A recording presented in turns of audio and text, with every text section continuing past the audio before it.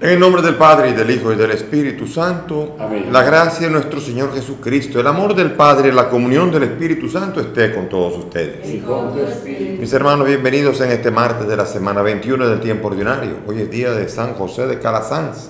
Hoy recordamos a todos los escolapios y sobre todo porque en esa parroquia de Cuesta Hermosa 3, San José de Calasanz, estuve 10 años antes de mi llegada aquí a Baní. Así que les mando un saludo grande.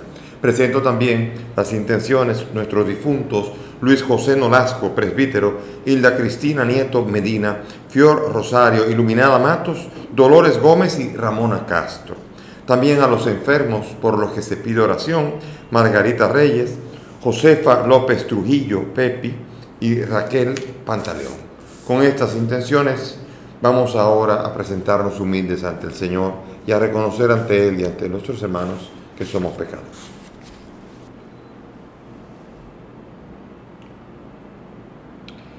Tú que has sido enviado para sanar a los contritos de corazón, Señor, ten piedad. Señor, ten piedad. Tú que has venido a llamar a los pecadores, Cristo, ten piedad. Cristo, ten piedad. Tú que estás sentado a la derecha del Padre para interceder por nosotros, Señor, ten piedad. Señor, ten piedad. Dios Todopoderoso tenga misericordia de nosotros, perdone nuestros pecados y nos lleve a la vida eterna. Amén. Dios nuestro, que adornaste de gran caridad y paciencia al presbítero San José de Calasanz, para que entregara su vida a la educación de los niños en la ciencia y en la virtud, concédenos venerarlo como maestro de sabiduría e imitarlo en el servicio de la verdad. Por Jesucristo nuestro Señor. Amén. Vamos a sentarnos para escuchar la palabra de Dios.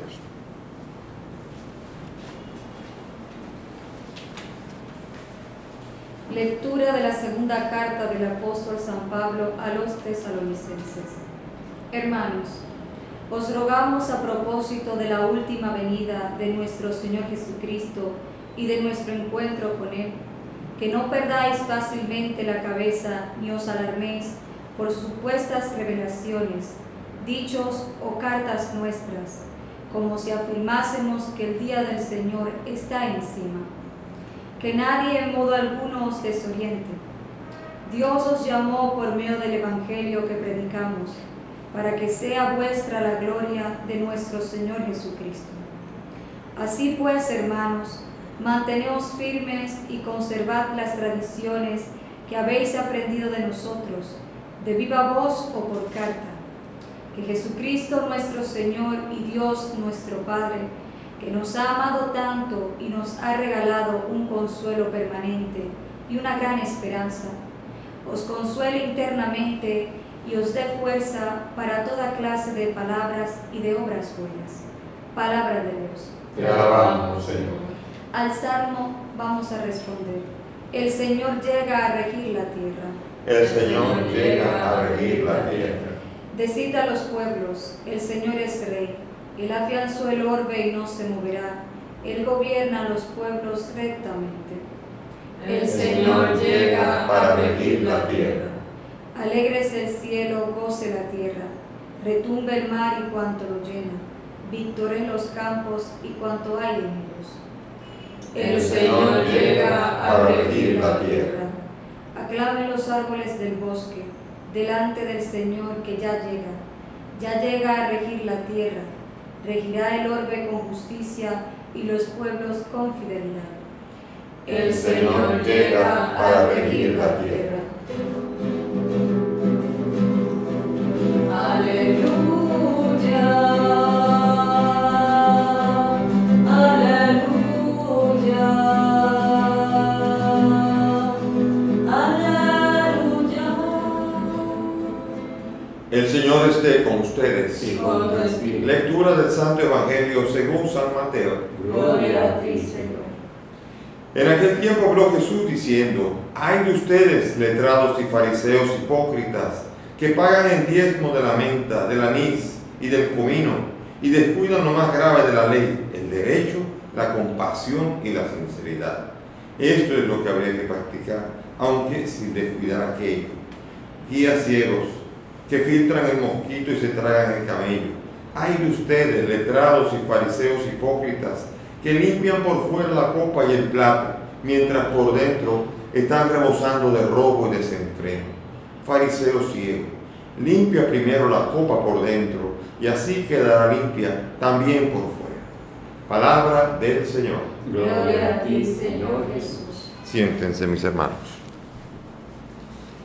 Las lecturas de hoy son muy ricas. La primera lectura tiene mucho que ver con lo que se llamaría la parusía, la venida del Señor.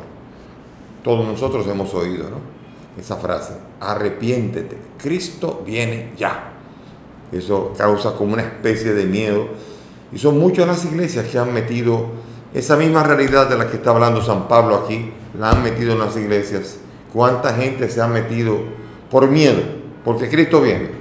Entonces vemos nosotros que cuando hay un coronavirus, cuando hay un terremoto, cuando hay cualquier cosa, cuando hay cualquier calamidad, los que quieren atraer personas a su iglesia los atraen con dichos como este, como una presentación de la parusía, y cuando hay una situación muy difícil quieren hacer sentir a la gente que se está acabando el mundo para que acaben de llegar a la iglesia. Después vienen las decepciones, porque mucha de esta gente después se va cuando dice: pero no viene, tarda mucho para llegar, y se van entonces porque realmente se decepcionan, y hay un engaño en todo esto. También cuando viene Cristo hay una congregación, una iglesia, la iglesia de los adventistas. Elena White, que fue la fundadora, primero predijo una fecha de la venida de Jesucristo, creo que más o menos en 1914. Dijo que llegaba Jesucristo. Pasó en 1914, Jesucristo no llegó. Y dijo que había habido un error de cálculo, que era 1918. Llegó el 1918, no llegó. Entonces dejaron desde ahí de predecir cuándo venía Cristo, pero le llamaban de una manera semi-jocosa los adventistas, o sea, los que dicen que el adviento del Señor, que viene el Señor. Esto es peligroso, y esto ocurrió ya en el tiempo de San Pablo. San Pablo escribió una primera carta, la primera carta a los tesalonicenses, era para animar a los que estaban en Tesalónica, a los cristianos de Tesalónica, que de repente habían experimentado, habían creído que Jesucristo vendría, que iba a encontrar a todo el mundo vivo. Pero pasó el tiempo, comenzaron a morir, y la pregunta que le hacen a Pablo: ¿y qué será de los que han muerto ya? Y Pablo va a decir: espérese, vamos a ver. No es que viene de una manera inminente, y lo dice aquí. Aquí la lectura es ese momento en que dice: hermanos, dice, les rogamos que, a propósito de la última venida del Señor Jesucristo y de nuestro encuentro, que no pierdan fácilmente la cabeza ni se alarmen por supuestas revelaciones, dichos o cartas nuestras, como si afirmásemos que el día del Señor está encima. El mismo Pablo nos dice: calma, Él vendrá, pero no está encima ahora. Y qué tan cierto, a casi 2000 años de esto, entender que es así. No estaba encima.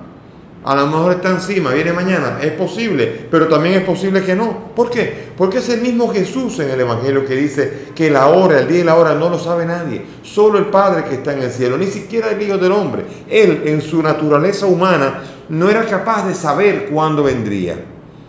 Él sabía que vendría y anuncia que vendrá. Lo anuncian después los ángeles cuando la ascensión, y le dicen a los apóstoles: este que vieron subir, ese vendrá. Un día llegará, pero no podemos vivir en el llegará. Fíjense cómo termina aquí: manténganse firmes y conserven las tradiciones que han aprendido de viva voz o por carta, y se consuelen internamente y les dé fuerza para toda clase de obras buenas. Comiencen a hacer cosas buenas. El que no trabaje, que no coma, dice San Pablo a los tesalonicenses, porque hay algunos que dejaron de comer pensando: si ya viene, no hay que seguir trabajando. ¿Por qué? Porque ya viene. Y Pablo dice: así, pues no coma entonces, si está tan seguro de que... Y era una manera tan absurda de contrarrestar esta idea tan tonta y tan aislada. Manténganse firmes y conserven las tradiciones que han recibido de nosotros. Para los hermanos separados que ofenden tanto a los católicos por las tradiciones, dice: de viva voz o por carta. O sea, la revelación y la tradición de la iglesia viene o por la escritura o por viva voz de parte de los sumos pontífices, de los sucesores de Pedro. Y a través de la historia hemos visto que está la revelación que va ayudándonos a nosotros a seguir mejor a Cristo. Cuando Cristo critica las tradiciones, habla de las tradiciones de lavarse las manos, de lavar las vasijas, tradiciones que asumieron los judíos. Pero Jesucristo no está en contra de la tradición apostólica, que es la gran riqueza que hace que la iglesia se mantenga viva por más de 2000 años, como lo ha hecho hasta el día de hoy. Esa es la belleza de las tradiciones de las cuales Pablo como apóstol también es portador. Y lo serán también todos los sucesores que, utilizando las cartas por escrito de los apóstoles o por viva voz, van a seguir anunciando y ayudando al pueblo de Dios a seguir buscando realizar toda obra buena para esperar la venida del Señor cuando llegue. Otra cosa importante aquí es entender que nosotros no podemos aquí tampoco estar predicando de esta manera de miedo, sino que tenemos que consolarnos con la esperanza de la venida del Señor, pero ocuparnos aquí y ahora de nuestro compromiso histórico con el que cada uno tiene y el compromiso vital y existencial con Cristo. Yo tengo una misión que cumplir. Yo no puedo pasarme el resto de mis días simplemente así esperando que venga Cristo. Hay un compromiso. Dios está esperando que yo sea su canal de amor, compasión y misericordia para con los demás. De hecho, si no existe, no sirve de nada estar con los brazos levantados esperando algo que ni siquiera te va a servir para nada. Si no te ocupas de las obras buenas ahora, para que cuando llegue Cristo, entonces puedas gozar de esa plenitud que traerá cuando venga al fin del tiempo. Y en el Evangelio todavía es más interesante todavía. Aquí los fariseos comienzan a enseñar, comienzan a hablar y se limitan a las cosas obligatorias. Dice, ustedes pagan el diezmo de la menta, del anís, del comino. Pagan el diezmo, hipócritas. De eso es lo que se ocupan, porque esos son los cuartos que ustedes reciben, ¿verdad? Esto es lo que ustedes están buscando, el diezmo. El diezmo, y aquí vamos a aclarar un poco los orígenes del diezmo, viene del profeta Malaquías, que anuncia que había que darle a los de la tribu de Leví, había que darles el 10%, acuérdense que eran 12 tribus, y 11 tribus tenían que sacar el 10% para sostener a los de la tribu de Leví, que son los sacerdotes, que no podían tener tierra. Y tenían que vivir de algo porque no tenían tierra para cultivar. Es decir, habían renunciado para poder vivir del culto, y entonces el resto del pueblo de Dios tenía obligación, el diezmo era una obligación de pagar para poder sostener a la comunidad sacerdotal de Leví. Pero eso acabó. Y hoy día hay iglesias que le llaman diezmo a lo que quieren recibir de parte de la gente. Y hay una diferencia grande entre diezmo y ofrenda.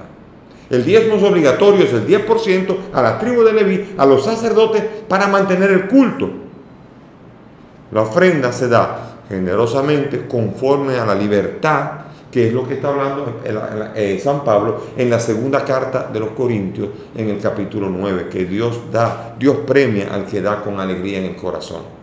E invita a la comunidad de Corinto a colaborar con la iglesia de Jerusalén, pero es una ofrenda, es la colecta de la ofrenda, no del diezmo. El diezmo acabó, no existe diezmo en la vida cristiana. Cristo no vino a darle continuidad al diezmo.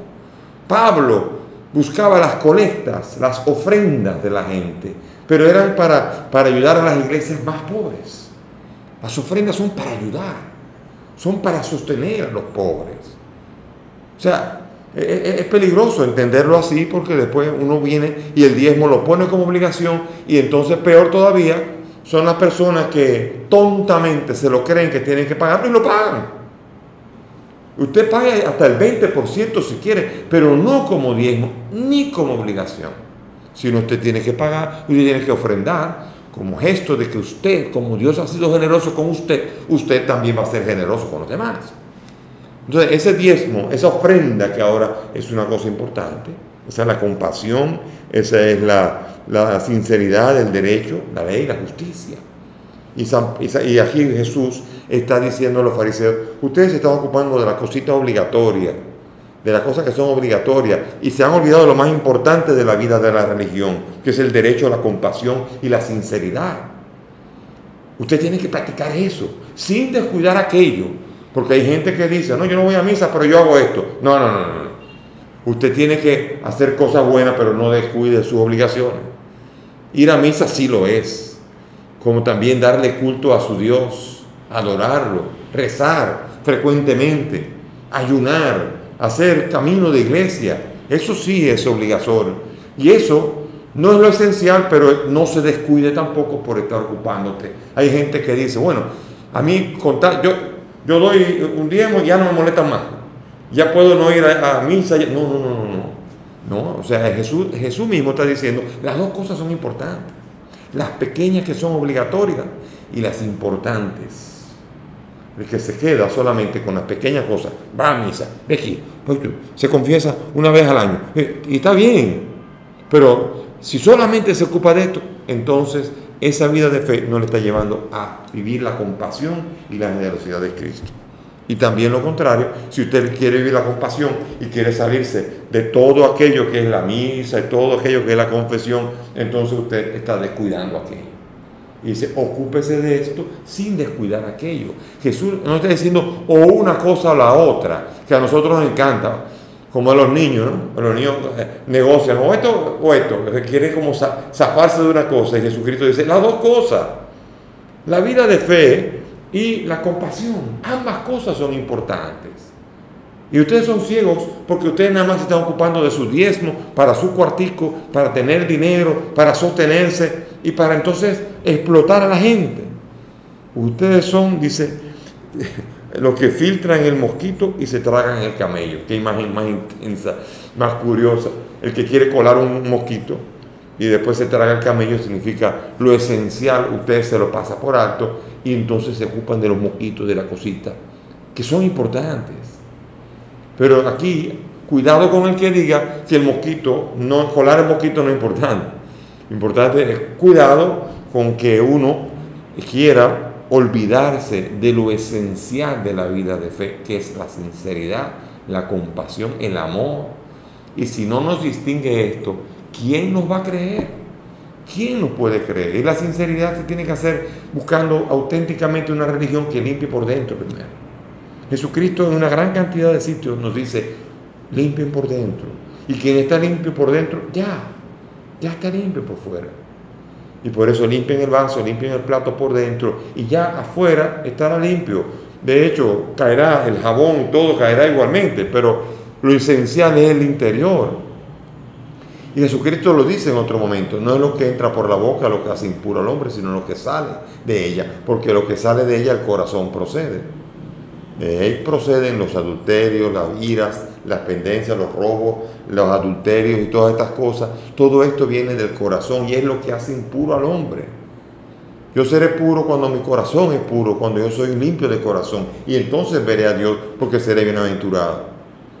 Pero si soy un religioso externo y por fuera el vaso está, por dentro el vaso está sucio, entonces ¿de qué sirve? Y aquí Jesús nos está exigiendo una religión que auténticamente sea sincera, que sea capaz de vivir en la autenticidad. No hay cosa que agrade más a una persona que la gente auténtica. Jesucristo era tan auténtico que en una le vinieron diciendo, Señor, sabemos que eres veraz. ¿Y qué? ¿Por qué? Y Jesucristo, ¿qué viene? Le comienza con esto para comenzar a dormirlo con una pregunta capciosa. Jesucristo nos impresiona por esto y Él es el más veraz, el más auténtico realmente. Y eso es la primera cosa que el Señor quiere que tenga en nuestro corazón, una autenticidad. Y si usted priva en auténtico y no va a misa y dice que es religioso, usted es un mentiroso, porque es un auténtico irreligioso. Entonces, usted es un auténtico ateo. Bueno, no que me alegre mucho esa realidad. Yo quisiera ser una persona religiosa, pero una persona buena, una persona compasiva, una persona que no engaña, que no mienta, que respete a los demás y que ayude y sea capaz de entregarse para que los demás tengan vida. Si tengo una cosa así y todos tenemos una realidad así, seremos dichosos, seremos bienaventurados. Y entonces iremos a misa y el mosquito, el comino y todas esas cosas serán hechas con gran alegría y tendrán sentido. Y entonces verdaderamente viviremos la religión que nos pide el Señor. Ojalá que nos ayude y nos fortalezca nuestro Dios Jesús, el Señor, que un día vendrá, pero que mientras tanto espera obras buenas de nosotros. Amén. Amén. Elevemos nuestras súplicas a Dios. Vamos a suplicar confiadamente como iglesia y presentarle a Él nuestras intenciones. Por el Papa, los obispos y demás ministros de la Iglesia, roguemos al Señor. Te rogamos, óyenos. Por los gobernantes de todas las naciones, roguemos al Señor. Te rogamos, óyenos. Por los emigrantes, los desterrados, los presos, roguemos al Señor. Te rogamos, óyenos. Por nosotros, nuestras familias, amigos y bienhechores, roguemos al Señor. Te rogamos, óyenos. Pidamos al Señor por el alma de Luis José, Hilda Cristina, Fior, Iluminada, Dolores, Ramona, para que el Señor las acoja en su reino y les permita participar del banquete de Dios. Roguemos al Señor. Te rogamos, óyenos. Y pidamos por la salud de Margarita, Josefa, Pepe y Raquel, para que el Señor las conforte y les cure. Roguemos al Señor. Te rogamos, óyenos. Padre del cielo, todas estas peticiones te las presentamos por el mismo Cristo nuestro Señor. Amén. Siéntense, por favor. Por los niños que empiezan la vida, por los hombres sin techo ni hogar, por los pueblos que sufren la guerra, te ofrecemos el vino y el pan. Pan y vino sobre la altar, solo ofrendas de amor. Pan y vino serán después tu cuerpo y tu sangre, Señor. Pan y vino sobre el altar,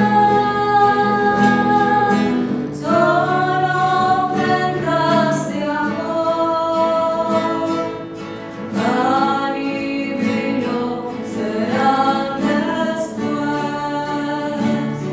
tu cuerpo y tu sangre, Señor. Oren mis hermanos para que este sacrificio que es mío de ustedes es agradable a Dios Padre Todopoderoso. El Señor reciba de tus manos este sacrificio, para alabanza y gloria de su nombre, para nuestro bien y de toda su santa iglesia. Amén. Que te sea agradable, Señor, la ofrenda de tu pueblo santo en la memoria de San José de Calasanz, y concede que por la participación en este sacramento demos pruebas de tu amor. Por Jesucristo nuestro Señor. Amén. El Señor esté con Y ustedes. con tu espíritu. Levantemos el corazón. Nos tenemos levantado hacia el Señor. Demos gracias al Señor nuestro Dios. Es justo y necesario. En verdad es justo y necesario, es nuestro deber y salvación darte gracias siempre y en todo lugar, Señor Padre Santo, Dios Todopoderoso y Eterno, por Cristo el Señor nuestro, porque con la vida de tus santos enriqueces a tu iglesia, con formas nuevas de admirable santidad das pruebas indudables de tu amor por nosotros, y porque su ejemplo insigne nos impulsa, su piadosa intercesión nos ayuda a colaborar con el plan de la salvación. Por eso ahora nosotros, llenos de alegría, te aclamamos junto a los ángeles y a los santos, diciendo: Santo, Santo, Santo es el Señor, Dios del universo. Llenos están el cielo y la tierra de tu gloria. Hosana en el cielo. Bendito el que viene en nombre del Señor. Hosana en el cielo. Santo eres en verdad, Señor, fuente de toda santidad. Te pedimos que santifiques estos dones de manera que sean para nosotros cuerpo y sangre de Jesucristo nuestro Señor, el cual, cuando iba a ser entregado a su pasión, tomó el pan, dándote gracias, lo partió y lo dio a sus discípulos, diciendo: Tomen y coman todos de él, porque esto es mi cuerpo que será entregado por ustedes.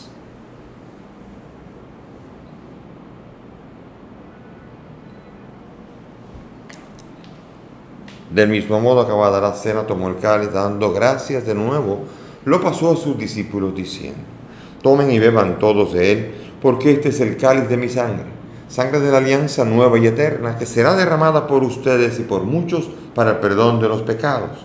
Hagan esto en conmemoración mía.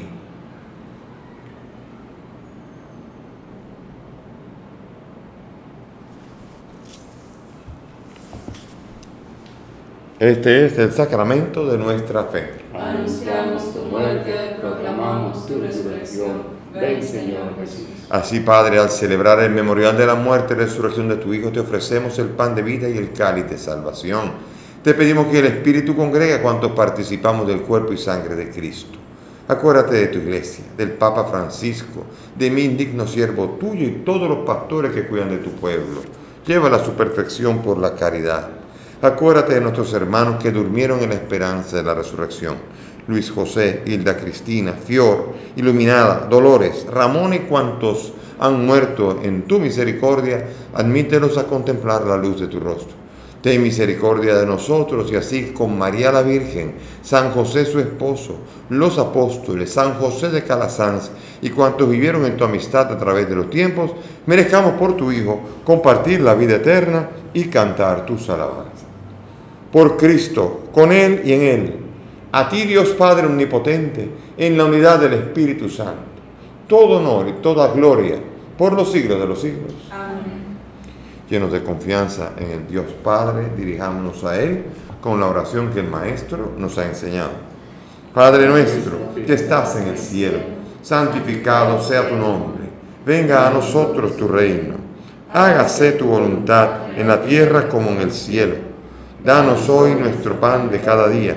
Perdona nuestras ofensas, como también nosotros perdonamos a los que nos ofenden. No nos dejes caer en la tentación y líbranos del mal.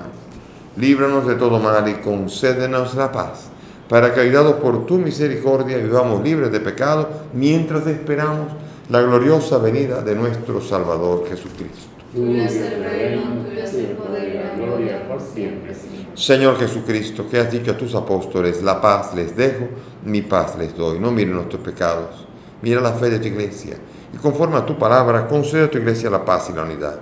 Tú que vives y reinas por los siglos de los siglos. Amén.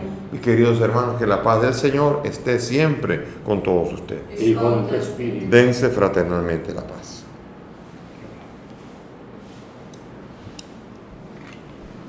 Cordero de Dios, que quitas el pecado del mundo. Ten piedad de nosotros. Cordero de Dios, que quitas el pecado del mundo. Ten piedad de nosotros. Cordero de Dios, que quitas el pecado del mundo. Danos la paz.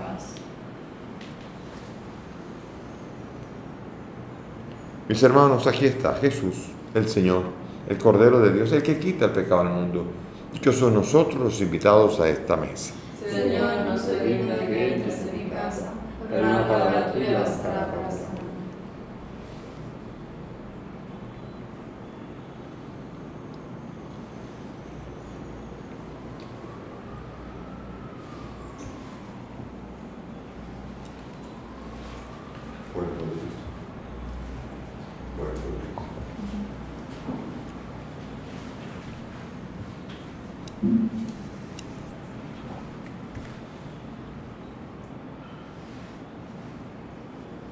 Vamos ahora a hacer la fórmula de comunión espiritual.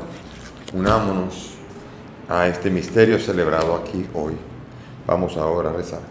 Creo, Jesús mío, que estás real y verdaderamente en el cielo y en el santísimo sacramento del altar. Te amo sobre todas las cosas y deseo vivamente recibirte en mi alma. Pero como ahora no puedo recibirte sacramentado, ven al menos espiritualmente a mi corazón. Y como si ya te hubiese recibido, te abrazo y me uno del todo a ti, Señor, y no permitas nunca que me separe de ti. Amén. Amén.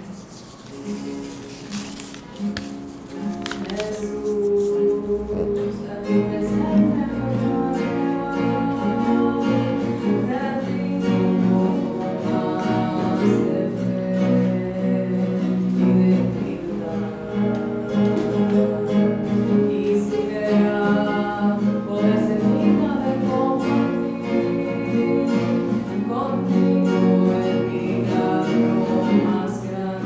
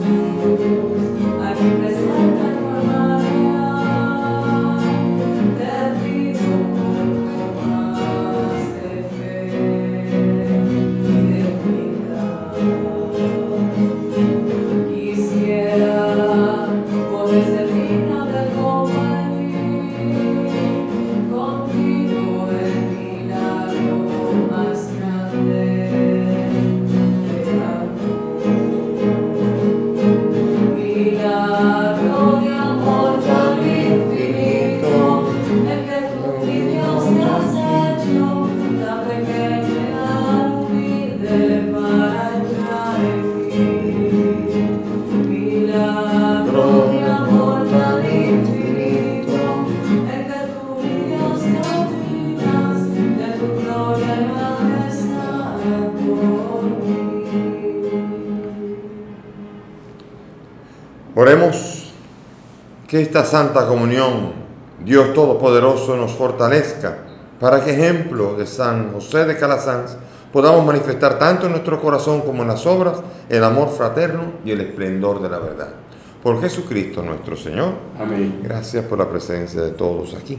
Que el Señor nos anime, nos fortalezca y nos permita ser fieles a Él, como lo fue San José de Calasanz en medio de las calumnias. No pude hablar de San José de Calasanz, pero hombre que fue botado de su propia congregación que fundó. Imagínense, un hombre que aguantó hasta que su santidad acabó brillando y dando luz a toda la iglesia. Que el Señor nos ayude a nosotros también a responder a su llamada.